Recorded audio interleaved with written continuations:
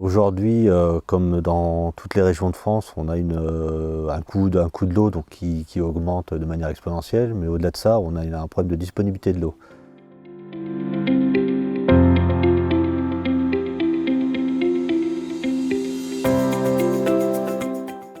Bonjour, Baptiste Fabre. J'ai créé la société CaptoConcept au printemps 2024, qui consiste à étudier, installer et réaliser tous les process, on va dire, de captage d'eau, quel qu'il soit, donc que ce soit l'eau de pluie et eau de forage. Donc aujourd'hui, on est sur une ferme du Limousin, dans la Creuse, donc en polyculture élevage, production principale donc bovin allaitant, en charolais, le bovin à viande.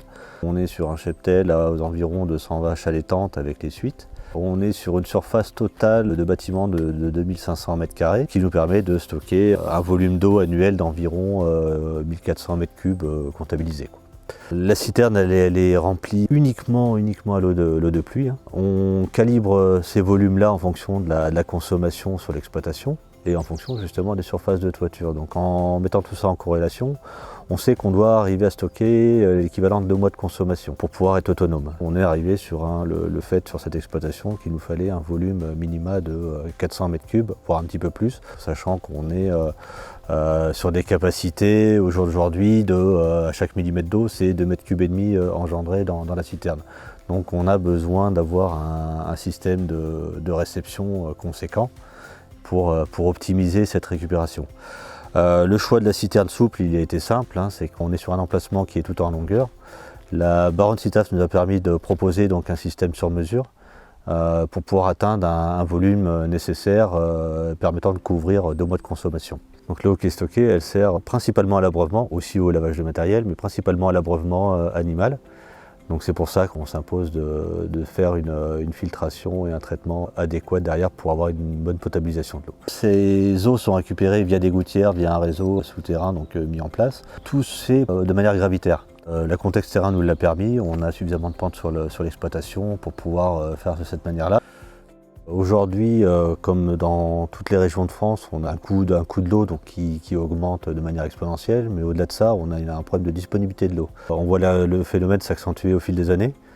Donc l'idée, c'est de trouver une solution à un moment donné, de dire voilà, mon réseau public peut plus fournir ou ne pourra peut-être plus fournir dans les années à venir.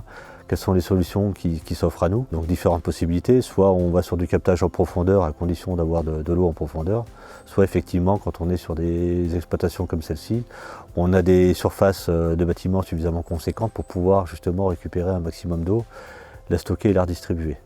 Alors on peut se poser la question effectivement entre la citerne souple et la citerne rigide. Le premier gros argument, ça va être l'argument économique. Là, ça nous permet d'atteindre des volumes en ayant un coût au mètre cube stocké relativement bas. Si on était sur la citerne rigide, on pourrait y trouver d'autres intérêts. La seule chose, donc il y a déjà l'encombrement, la partie génie civil aussi pour la mise en œuvre, mais aussi le coût de la citerne qui ne serait pas justifié, qui sortirait de la rentabilité du système. Aujourd'hui, tous les systèmes de récupération en eau de pluie qu'on réalise, l'idée c'est d'avoir un réel intérêt économique derrière. Le choix de la baronne CITAF, il est simple et multiple. J'ai des vrais interlocuteurs. En premier lieu, j'ai la possibilité d'avoir des citernes d'un volume de 2 m³ jusqu'à 2500 m³. Donc je vais couvrir l'ensemble des demandes. J'ai la possibilité d'avoir, voilà, comme celle-ci, comme cette citerne-là, des citernes sur mesure, où je choisis mes dimensions en fonction de la configuration. Sur le système, en l'occurrence, on est sur un remplissage et une vidange par le dessous qui nous permet d'avoir un système hors gel tout au long de l'année. Tout est ajustable. Aujourd'hui, la citerne souple, c'est quoi? C'est l'aspect économique, le volume stocké qui est quand même conséquent. J'ai pas de limite aujourd'hui. Une eau qui est absolument jamais en contact avec la lumière. Je ne vais pas avoir de développement type algues, je peux avoir des développements bactériologiques, ce qui est normal parce qu'on a des fluctuations de température, mais pas d'algues justement. Donc une eau qui reste toujours très fluide, contrairement à ce qu'on pourrait avoir sur notamment des citernes à ciel ouvert. J'ai pas de pollution non plus extérieure, j'ai pas d'animaux qui vont venir tomber dedans, voilà, j'ai tous ces éléments-là. Et puis voilà, après c'est vraiment l'aspect économique et adaptabilité au terrain.